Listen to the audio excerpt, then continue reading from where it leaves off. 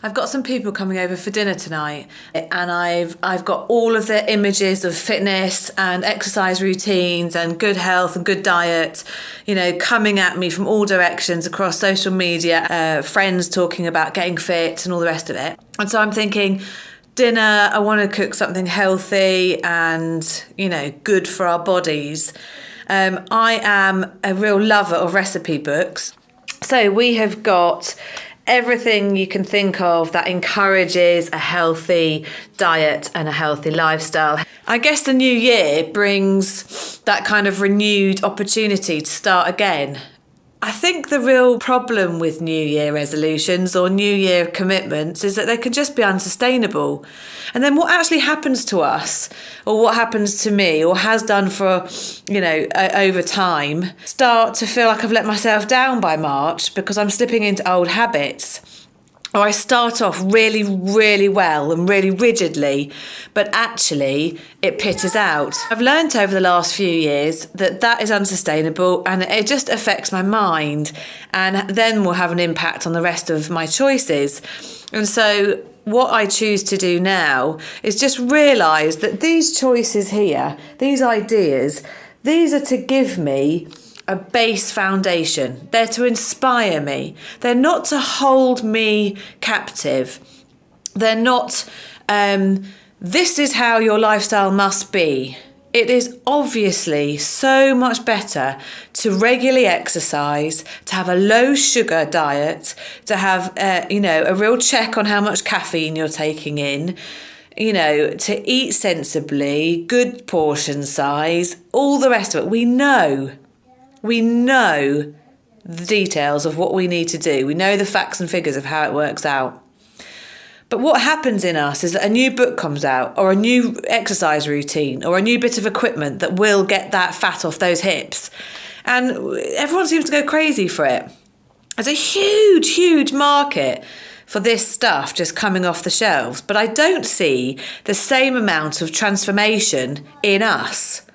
And I think I would love to just question whether we are spending too much mental and emotional energy on the idea of doing something and not as much on actually doing it. But a lifestyle of gentle acknowledgement of what is right for me, what I want to do and how I want to live, and do my very best for that, with no whipping myself if I make it wrong. Or you go to someone's house for the weekend and they have a completely different diet. Chill out, enjoy their diet. If you pay for it during the week, so be it.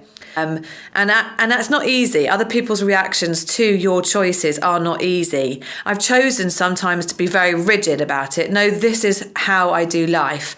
And at other times I've chosen to be too relaxed. Oh no, don't worry, we'll eat that huge, huge bit of pork. And then my husband and I have been literally doubled up that night in agony trying to digest said bit of pork. It's a balance. It's knowing when you can speak up. It's being free and open about your lifestyle choices. It's about practicing, but it's just balancing it out. And I think for me, it's about not being on a roller coaster with it.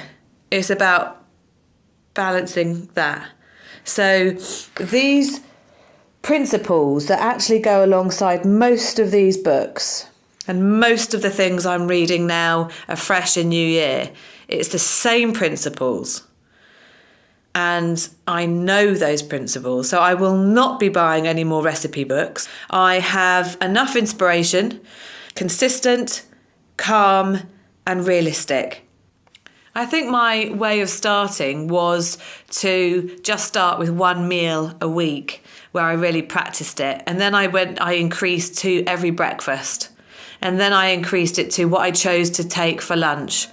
I've got a friend who I see a lot on Facebook who is very inspirational, where she posts up pictures of her pre-planned meals that she's cooked in bulk, which is another brilliant way of maintaining. So she's found the time, she's diaried it in, she's protected that time, and she's in her kitchen with everything that she needs, and she's done her meals for the week for when she goes off to work. So she knows she's eating exactly what she wants to put in her body for her mind, body and soul to be nourished, healthily, balanced, And she's done that in one sitting. Fantastic. I used to do that quite a lot when my children were very little. I would cook in bulk with my mum. My life doesn't offer me that chance at the moment, so I break it down realistically. As many meals as I can, I follow my principles.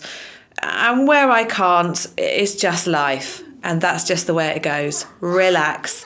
It is far better for our bodies to digest anything that we eat because we are relaxed than if we're stressed and worried and concerned.